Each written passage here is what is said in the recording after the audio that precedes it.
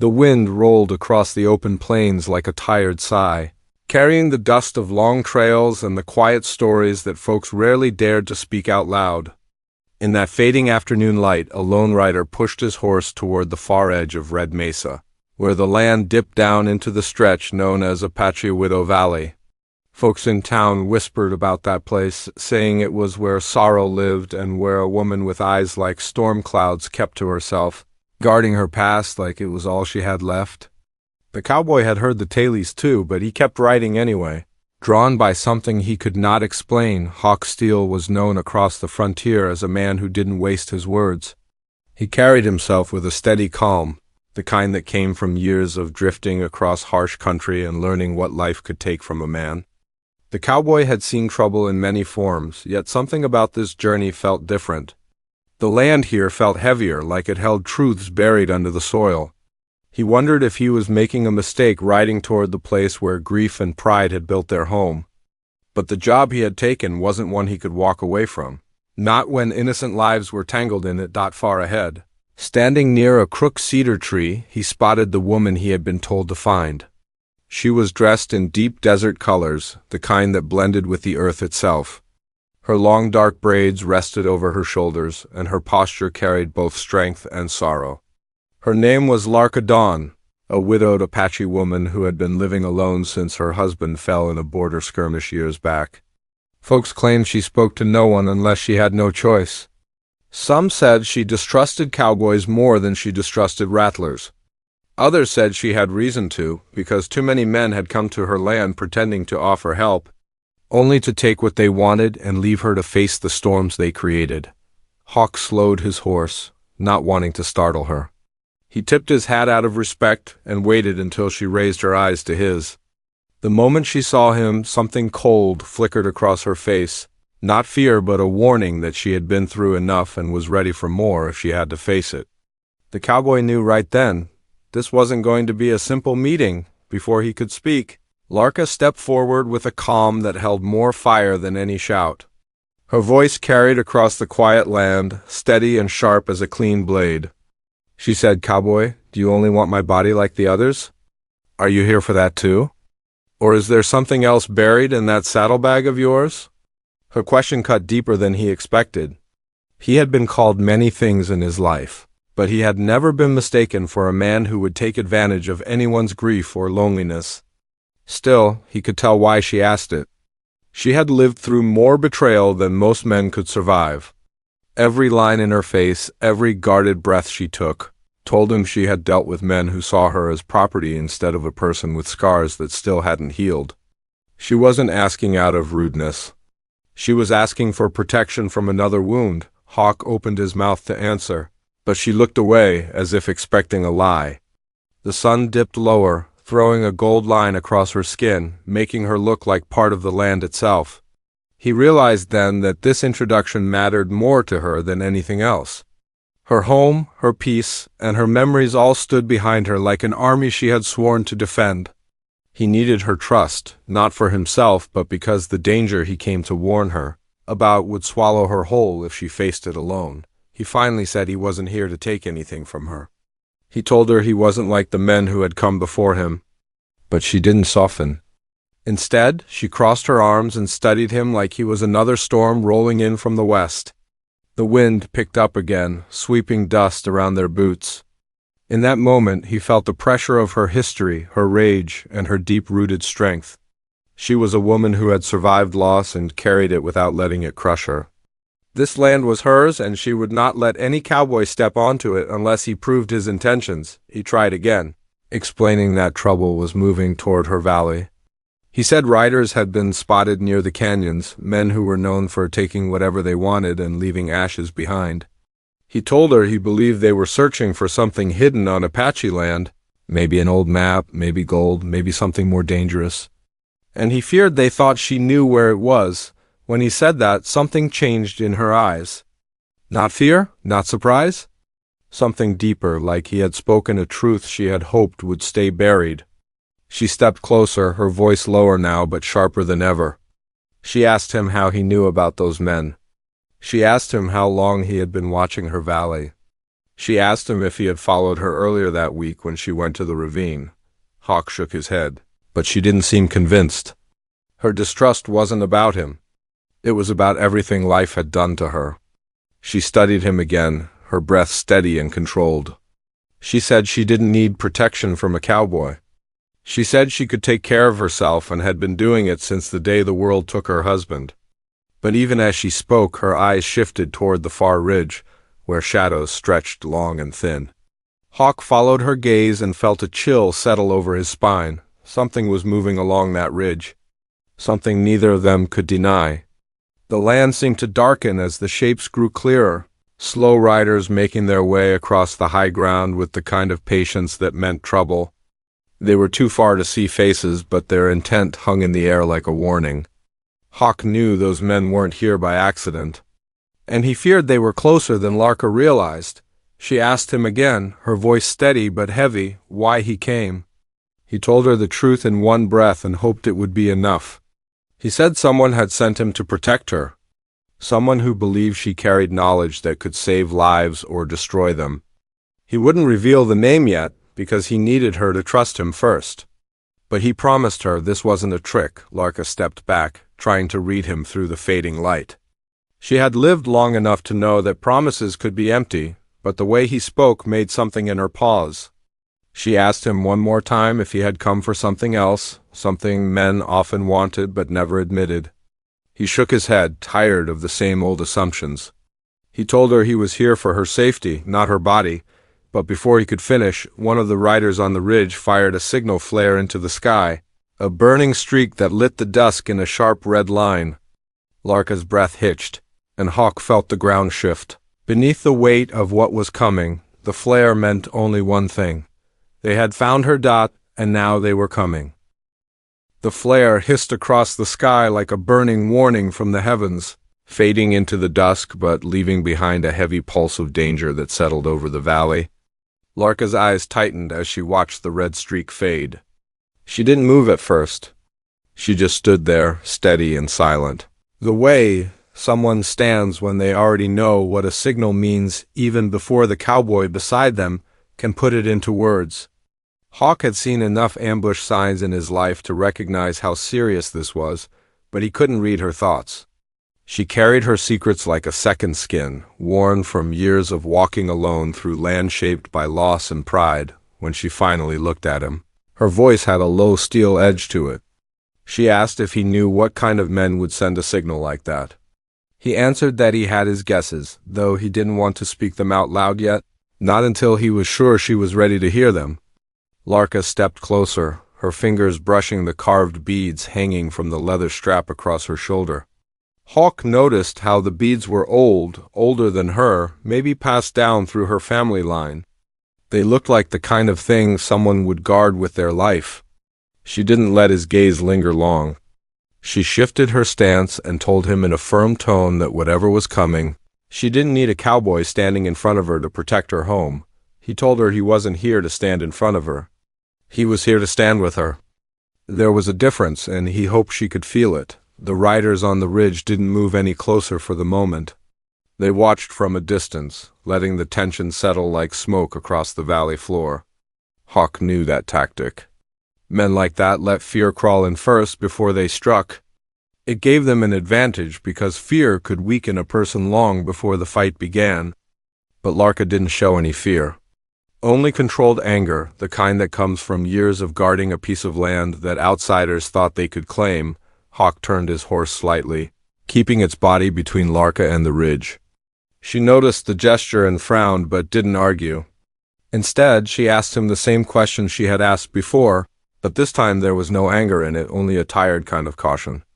She asked why he had come now, why he arrived on this day of all days when trouble had chosen to return to her valley.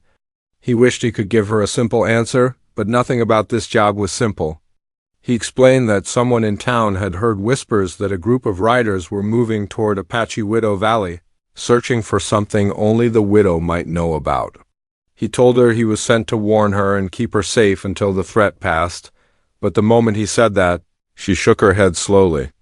She said threats like this didn't pass. They came again and again, each time wearing a different face but carrying the same hunger.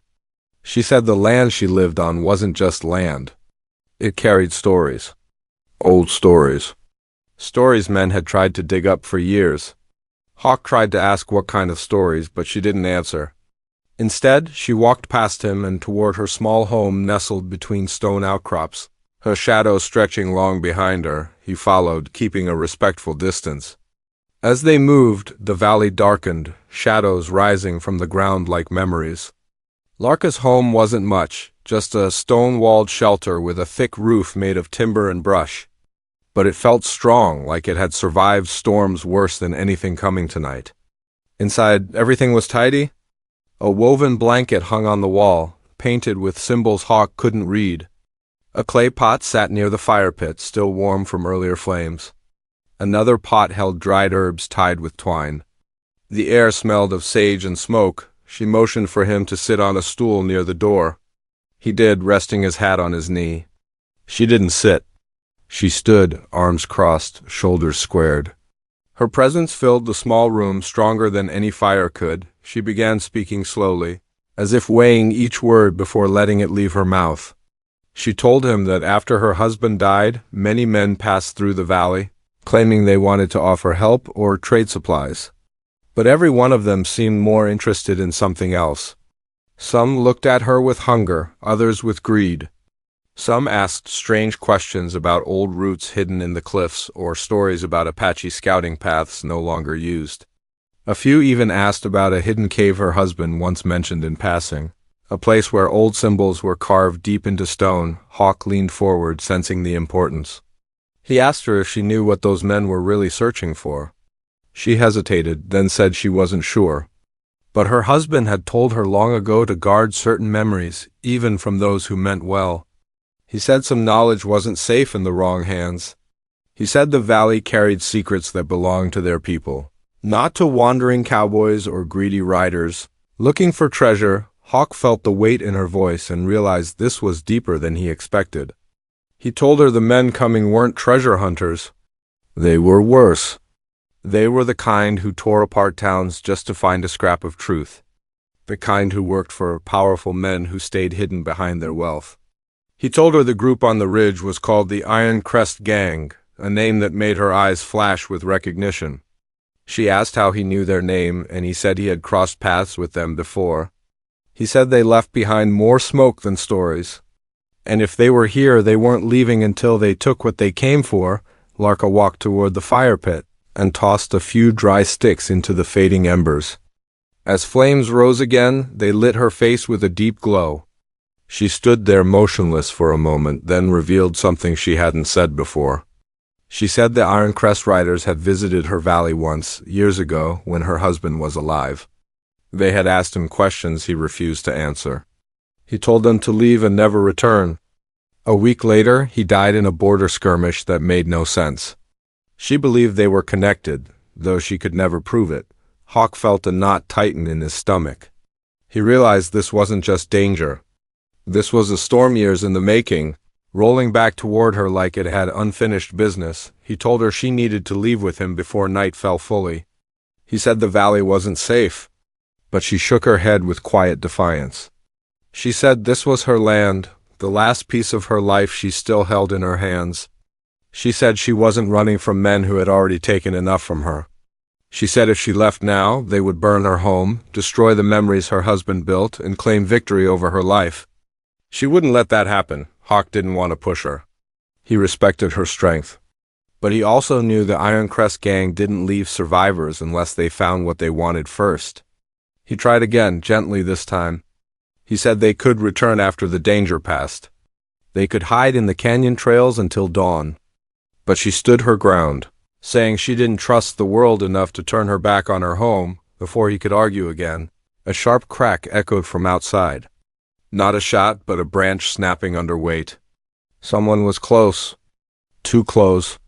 Hawk grabbed his hat and moved toward the door, motioning for her to stay behind him. She didn't listen. She stepped beside him, eyes steady as stone. Outside, the wind had stilled. The night held its breath. The silhouette of a riderless horse stood near the cedar tree, reins dragging through the dirt. Hawk recognized the brand on its flank. Ironcrest? That meant one thing. One of the riders was already in the valley on foot. Larka whispered that they needed to check the back of the house. Hawk nodded. They stepped quietly along the wall, boots silent on the packed earth. The moon climbed higher, throwing silver light across the rocks and brush. Hawk scanned the shadows, instincts sharp as knives. He felt it before he saw it. A presence.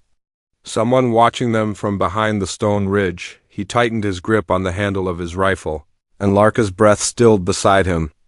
The air thickened as if the valley itself was warning them. Then a low voice drifted from the darkness, rough and steady. I've been waiting for you too, and whoever spoke was close, too. Close. The voice that rose from the darkness didn't come with a face at first. It drifted along the stone ridge like something carried by the night wind. Steady and certain, the kind of voice that knew it had the upper hand. Hawk shifted his boots in the dirt, planting them firm as the shadows stretched long across the valley. Larka stood close, her shoulders straight, her breath controlled, her eyes fixed on the direction of the sound. She didn't flinch. She didn't back up. She had faced storms before, but this one felt different. This one carried the scent of unfinished history. Hawk lifted his rifle slightly, not aiming, just reminding whoever hid in the darkness that he wasn't a man to be taken lightly. He called out, asking the stranger to step forward. The voice answered with a soft laugh that made the night feel colder. Then a figure appeared, stepping into the faint moonlight with the slow confidence of a man who believed the land belonged to him. His name, he said, was Brant Crow, second in command of the Iron Crest gang. Hawk recognized the name. It was one folks whispered about in every saloon from Dust Rock to Willow Bend. Brant was known for being patient, ruthless, and unpredictable. He wasn't the kind of man who drew fast. He was the kind who waited for the perfect moment. Larka's gaze locked with Brant's for a long second, and something heavy passed between them, some memory she didn't want to hold but couldn't ignore. Hawk felt it, the same way he felt the shift in wind before a sandstorm hit. Brant smiled faintly as if he expected that reaction. He said he'd been riding this valley long before the widow claimed it as her home. He said he had come back because there were old matters he wished to revisit. Hawk cut in, asking what business the Iron Crest gang had on Apache land. Brant's eyes flicked to him with amusement, like Hawk was nothing more than dust on his boots. He said they weren't here for trouble. They were here for something that belonged to them, something Larka's husband took years ago, something hidden under stone and shadow. Larka stepped forward before Hawk could stop her. She told Brant in a voice steady as steel that her husband had never taken anything from them. She said the Iron Crest riders had come uninvited, asked their questions, and left a trail of grief behind them. Brant tilted his head, listening as though he enjoyed the sound of her defiance. He said her husband had been braver than most men he had known, but wasn't smart enough to realize that certain knowledge wasn't meant to be kept. Hawk asked what knowledge Brant meant, but the outlaw didn't answer. Instead, he said the rest of his men on the ridge were waiting for sunrise, waiting for his signal. He said they wouldn't strike yet, not until he gave the word. Then, with a cold kind of calm, he told them he wanted to talk privately with Larka. Hawk stepped in front of her before the last word left. Brant's mouth. Brant chuckled and said Hawk shouldn't worry. He wasn't here to hurt her. Not yet. But he needed answers, and she was the only person left who might have them. Larka didn't back down. She told him she didn't know anything about what he wanted. She told him her life had been broken enough, and she wouldn't let them break what was left. Brant's smile faded, replaced with a flicker of irritation. He warned her that if she refused to talk, the valley would burn. He said the Iron Crest wasn't riding all this way to leave empty-handed. Before Hawk could react, Brant stepped back into the shadows, disappearing as quietly as he had appeared. The night swallowed him whole. Only the distant sound of horse hooves scraping rock told them he was retreating for now. Hawk didn't lower his rifle. He waited until the last hint of movement faded from the ridge. Only then did he finally let out a slow breath. Larka turned and walked back toward the house without saying a word. Hawk followed, keeping watch over the valley. Inside, she moved toward the fire pit again and sat on the ground near it, her hands resting on her knees. The flames painted her face with shifting light, catching the weight she carried like a shadow. Hawk didn't speak at first. He knew she needed a moment. When she finally lifted her head, she asked him quietly if he believed Brant's words. He told her he believed Brant believed them. That was enough to make the threat real. Larka looked back into the fire and said that years ago, before her husband died, he had gone to the old canyon trails, returning with scratches on his arms and dust in his braids. She asked him what he had been searching for, but he told her not to ask. He said some things weren't meant to be spoken aloud. He told her if anyone ever came asking about a hidden place, she should stay silent, because knowing too much could put a person in the ground faster than any bullet. Hawk listened carefully. He asked her if she knew where her husband had gone that day. She shook her head. She said all she remembered was that he carried a small carved stone in his hand, shaped with ancient symbols. He placed it in a cloth pouch, hid it beneath the floorboards of their old shelter, and told her never to mention it. After he passed, she left the stone there, untouched. Hawk felt the tension knot tighter in the room. It was clear the Iron Crest gang believed that stone, or whatever it pointed to, was still in the valley, and they were willing to tear apart everything to find it. He told her they needed to move before dawn. She refused again, though her voice wasn't as steady as before. He could see fear beginning to slip through the cracks, not for herself, but for what her husband tried to protect. He stood and paced the small room, his boots brushing the dirt floor. He told her he wasn't here just because someone paid him. He came because the man who hired him said lives depended on keeping whatever the Iron Crest sought out of their hands. He said the gang had grown stronger in recent years, taking over backroad towns, forcing ranchers off their land, gathering supplies for something no one could explain. He had seen the aftermath of their raids. He didn't want that for her valley.larka single quotes S breath tightened. She whispered that she feared they might already know more than she did. She wondered if they had followed her earlier that week when she visited the ravine. She hadn't gone looking for anything. She only went to gather herbs. But someone could have been watching. Hawk asked her what she felt near the ravine. She hesitated, then admitted she sensed something strange there, like the land was holding its breath. She said some places in the valley had old spirits tied to them. Peaceful ones. Angry ones. She didn't know which lived there now. He wanted to ask more, but a sudden thump hit the side of the house, making both of them freeze. Hawk reached for his weapon, signaling her to get behind him. She didn't. She lifted a small carved bow her husband once made for close defense. Together they moved toward the wall. The thump came again, then another, lighter this time, like someone dragging something across the outer stones. Hawk stepped out slowly and scanned the surroundings. A large shadow shifted by the cedar tree. At first he thought it was a man, but when it moved into the light, he saw it was a horse. The same one he had spotted earlier. Its reins were tangled around a rock, and its side was scraped badly. Someone had ridden it hard, then fallen, or been thrown. Larka stepped out beside him, and the horse lifted its head weakly. There was no rider in sight. Hawk knelt, checking the saddle. A torn badge hung from the backstrap, scratched almost beyond recognition. But he could still read the initials carved into it, J. Crest.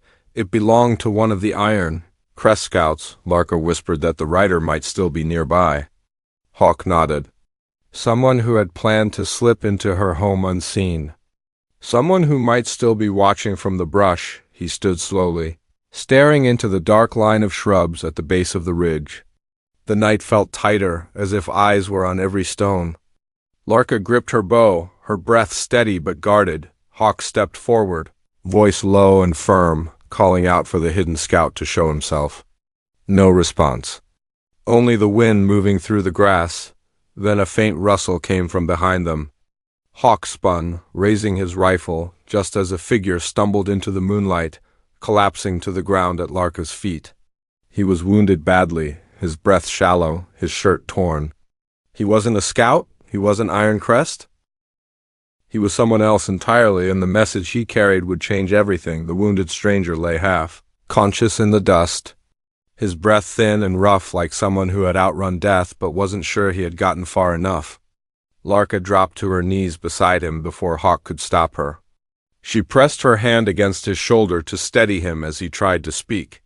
The moonlight showed deep claw marks across his arm and a bruise darkening along his ribs. He looked young, too young to be caught between gangs and secrets buried in Apache land. Hawk knelt on the other side, scanning the ridgeline again, making sure no one else was coming. The night felt dangerous, like the valley itself was holding all its breath at once. The stranger opened his eyes for a brief second. They were sharp, almost golden in the moonlight, and filled with desperation. He looked at Larka first, not Hawk, as if he recognized her from some story told far from this valley. He whispered her name in a shaky voice, and Hawk felt a cold shock run through him. Larka leaned closer, asking where he'd heard her name. The young man struggled for breath and said he had been searching for her for weeks. He said he had escaped the Iron Crest riders after hearing things he wasn't supposed to hear.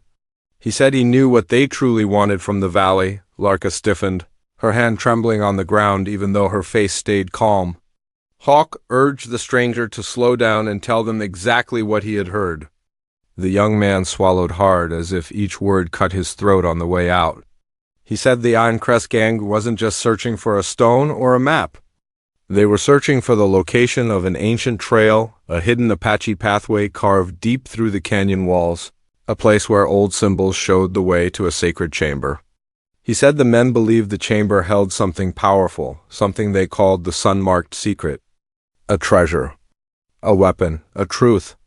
None of them agreed what it was, but all of them wanted it. Larka's eyes darkened, not with fear, but with a sorrow that came from knowing the stories were real. Hawk watched her, knowing she understood more than she had admitted before. When he asked her what the sun-marked secret was, she looked away from him, staring into the cracked earth beneath her knees. She said her husband once mentioned the phrase when they shared stories under the night sky. He had told her that long before settlers arrived, long before cowboys rode these lands, the Apache people carved sacred signs into the canyon walls to protect a place that carried great meaning. Not gold, not riches, something tied to their ancestors. Hawk asked her again if she knew where the hidden chamber was. She shook her head, saying her husband never told her the exact place. He only said the land would protect it from those unworthy. But the Iron Crest gang didn't seem to believe in worth. They believed in taking. The wounded stranger tried to sit up, but Hawk held him down gently. The young man whispered that Bronc Crow believed Larka's husband left clues in the valley, clues only she could decipher. That was why they wanted her alive. For now. Hawk exchanged a tense look with Larka. The pressure in the air thickened, like something heavy was settling over them all, before the stranger could say more. The sound of hooves cracked across the valley. Not distant this time, close, too close. Larka and Hawk froze. The horse was moving fast, but not toward them. It circled near the far ridge, kicking up dust in frantic bursts. Then a sharp whistle cut through the night. Hawk recognized it as a scout signal. The Iron Crest gang had discovered their fallen rider, and they were coming. Hawk grabbed the stranger under the arms and pulled him inside the house. Larka hurried ahead, clearing space near the fire. She tore a strip of cloth from a blanket and dipped it into a pot of cool water. As she tended to the stranger's wounds, Hawk barred the door with a thick beam of wood and checked the shutters. He could hear the riders gathering, their horses shifting restlessly. Their voices low like wolves preparing for the hunt. Larka kept her voice steady, but Hawk could see the strain in her hands. She asked the stranger why he risked his life to bring her this warning. He whispered that he once worked for Iron Crest, not as a fighter, but as a trail scout. He heard things they didn't want shared, and one night he overheard Brant say they planned to drag Larka from her home at dawn if she didn't come willingly. He panicked. He tried to leave. They caught him and beat him nearly to death, but he escaped when his horse threw him into a rocky slope. That was the horse they found earlier. He had been crawling across the valley ever since, hoping to reach her before the gang did. Larka's breath shuddered softly. Hawk felt a burn in his chest at the idea of men threatening her land, her life, her memories. He asked the stranger how many riders were with Brant. The man whispered the number with trembling lips. 20, equipped, determined, and willing to do whatever it took. Hawk cursed under his breath and stepped toward the door. Through the narrow cracks in the wood, he saw torches flicker along the ridge. The riders weren't attacking yet. They were surrounding the valley, blocking every escape path. They were waiting for Brant's signal. Larka stood beside him, her face illuminated by the fire's glow. She whispered that they needed to reach the ravine before sunrise. Hawk looked at her sharply, realizing she had made a decision. She said the ravine was the only place in the valley where the land responded differently. Her husband once said it guarded things meant to stay hidden. She didn't know what they'd find there. Maybe nothing. Maybe everything. But staying here meant certain capture. Hawk agreed, though his mind raced.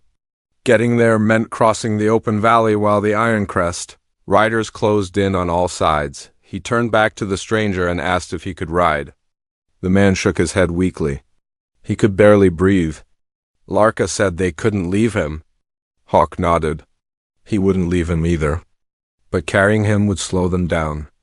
And staying meant walking straight into Brant's hands. The fire crackled, sending sparks drifting upward like lost stars. Outside, a single whistle rose, sharper than the last. Hawk knew the meaning. Iron Crest scouts were fanning out, closing the distance. Brant wasn't waiting for dawn anymore. He had changed his plan. Larka looked at Hawk with a fear she tried to hide. He told her they had to move now. Not in an hour. Not in 10 minutes. Now, she grabbed herbs, her bow, and a small pouch she kept hidden beneath a stone. Hawk lifted the wounded stranger onto his back and pushed open the back shutter. Cold night air rushed in, carrying the scent of mesquite and danger. The valley had never felt so alive or so threatening. They crept along the side of the house, using the stone wall for cover. Hawk moved slowly, listening for every shifting sound. Larka stepped lightly beside him, her eyes scanning the shadows. The stranger murmured weak warnings against Hawk's shoulder, saying they needed to avoid the north ridge. That was where Brant had placed his sharpest shooters. Hawk angled them toward the lower field instead, where the brush might hide them. But before they reached it, a torch flared to life on the ridge above, followed by another. Then several more. The entire ridge lit up like a long line of fire. Larka's breath caught. Hawk pulled her close behind a rock outcrop. He whispered that the gang wasn't just watching anymore. They were preparing to drive the three of them into a trap. Suddenly, Brant's voice boomed across the valley, echoing off the canyon walls. He called Larka by name. He told her he didn't want bloodshed. He told her to step into the open and hand over what her husband left behind. He promised she'd walk away unharmed. His tone made Hawk grit his teeth. Brant didn't give promises. He gave warnings disguised as mercy. Larka trembled. But not because she was afraid of Brant. She was afraid of what might happen to Hawk and the wounded man if she refused. Hawk leaned close and whispered that she wasn't surrendering. Not tonight. Not ever. She lifted her head, eyes reflecting firelight from the ridge. She whispered that Brant would keep tightening the valley until there was nowhere left to run. Hawk told her that was exactly why they were heading toward the ravine. Because the only place worth reaching was the one Brant feared most. Before she could respond, a rifle shot cracked across the night. The bullet slammed into the ground inches from their feet, throwing dust into the air. Hawk shielded Larka with his body and pulled the stranger closer. Another shot rang out. Then another. Torches spread along the ridge, riders moving into position. Horses stamped and snorted, ready for the chase. Larka whispered that they had one chance. Only one path left that wasn't covered yet. A narrow deer trail behind the cedar tree. Hawk looked toward it, calculating the risks. The trail led straight toward the ravine, but it was steep and narrow. One misstep could send them tumbling down the slope.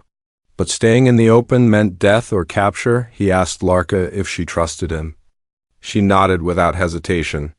He asked the wounded stranger if he could hold on. The man gave the slightest nod.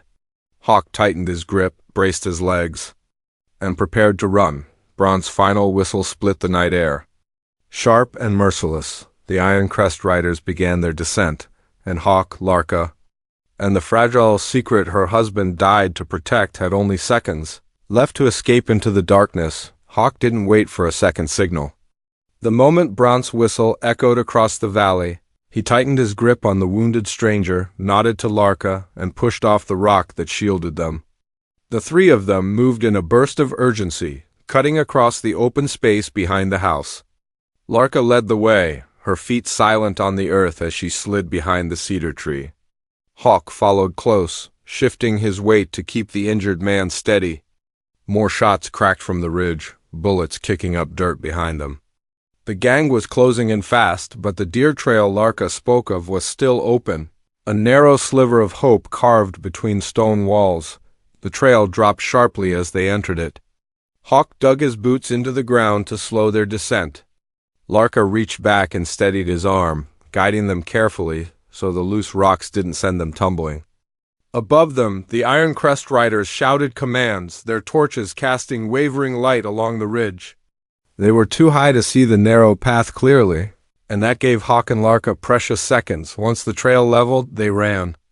The air grew colder as the ravine opened ahead, yawning like a canyon forged by time and storms. Hawk felt the stranger's weight weakening. Larka saw it too. She said they needed to reach the inner wall, the place her husband once spoke of, where old symbols marked the path to the hidden chamber. Hawk asked her how she would recognize it. She said she wouldn't. The land would. Their footsteps echoed against stone as they entered the ravine.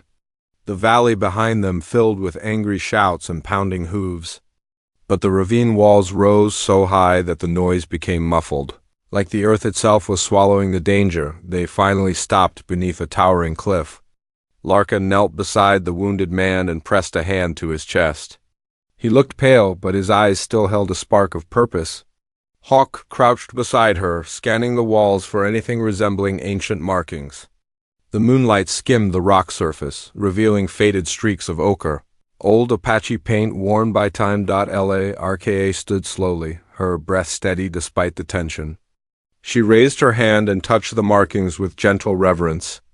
She whispered that her husband once told her the symbols responded to heat. Hawk didn't hesitate. He pulled a match from his coat and struck it. The tiny flame flickered, casting a small glow. When he brought it close to the markings, something remarkable happened. The symbols caught the warmth and glowed faintly, revealing a hidden pathway carved into the stone. Larka stepped toward it, her eyes widening with recognition. She whispered her husband's name in gratitude. Hawk helped her lift the wounded stranger, and together they passed through the narrow opening. Inside, the air shifted from cold to warm, as if the chamber welcomed them rather than warned them away. The cavern narrowed for several yards, then widened into a grand hollow with a domed ceiling shimmering with ancient designs. The symbols danced under the faint glow of the moonlight, seeping through small cracks high above. In the center of the chamber lay a flat stone slab, perfectly carved, untouched by the ruin of time. Larka approached it slowly, placing her hand upon it. She felt a peace settle over her shoulders, deeper than anything she had felt since her husband passed.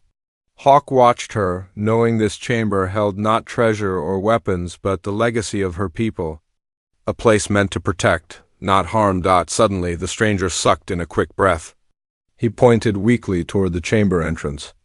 Hawk turned in time to see shadows crawling along the narrow passage. The Iron Crest had found them. Torches flickered against the walls, sending streaks of orange light racing across the chamber floor. Hawk stepped forward, rifle ready. Larka stood beside him, holding her bow with steady hands. But when the first outlaw stepped through, something unexpected happened. The moment his torch entered the chamber, the symbols on the walls glowed brighter. A sound like wind moving through deep caverns echoed across the space. The outlaw froze, his expression shifting from confidence to fear. Another rider pushed in behind him, but both of them stopped abruptly. The chamber seemed to reject them. The ground beneath their boots trembled slightly, enough to send warning through their bones. Brant's voice rose from behind them, ordering them forward. But the chamber didn't allow it. A crack formed at the entrance, splitting the stone under the outlaw's feet. He stumbled back, dropping his torch. It extinguished instantly. Brant's men hesitated. Larka stepped forward, her voice calm but powerful. She told them this place wasn't meant for those who chased greed or violence. She said the land protected what belonged to it. She said the chamber responded only to those with truth in their hearts. Hawk added that if they forced their way in, the chamber might close completely, burying every one of them inside. The outlaws murmured nervously, their courage thinning. Brant shoved his way to the front, fury etched across his face. He glared at Larka, calling her a liar. Saying he wouldn't leave without finding the sun-marked secret, Larka raised her chin. She told him he already had his answer. There was no secret fortune. No weapon, no treasure. Only a sacred place meant to protect the Apache people's past. A place that brought peace to those who entered with respect. Nothing more, Brant spat on the ground. He said peace was worth nothing to him. He tried to push through the entrance, but the chamber floor rumbled again, harder this time. Dust rained from the ceiling. The crack widened beneath his boots. His men backed away in panic, shouting that the ground was giving way. Brant hesitated only a moment before self-preservation took over. He retreated, shoving his own men aside to escape the trembling passage. As soon as they stepped out of the opening, the rumbling stopped. Silence returned to the chamber. Larka stepped to the entrance and watched the riders scramble out of the ravine like frightened wild dogs. Brant shouted a final threat, saying he'd return someday. But Hawk knew men like Brant didn't return to places that unmade their pride. When the sound of hooves faded, Hawk helped the wounded stranger lie gently against the stone slab.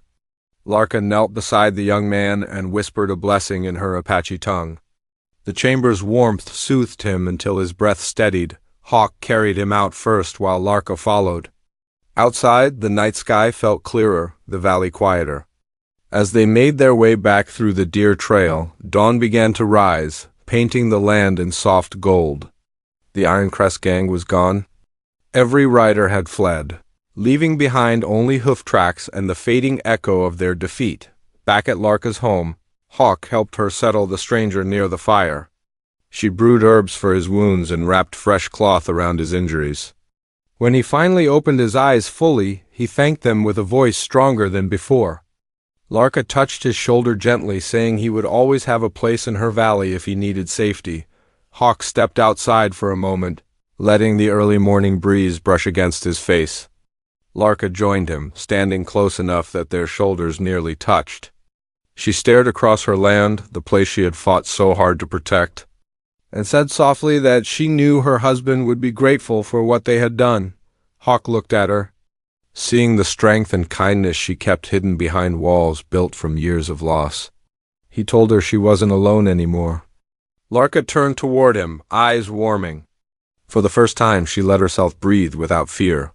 She thanked him for standing with her, not in front of her. He told her he wasn't leaving, not unless she asked him to. She smiled, something gentle and full of hope. She said he could stay as long as his heart was honest. The sun rose higher, washing the valley in light. The danger was gone. The land stood peaceful.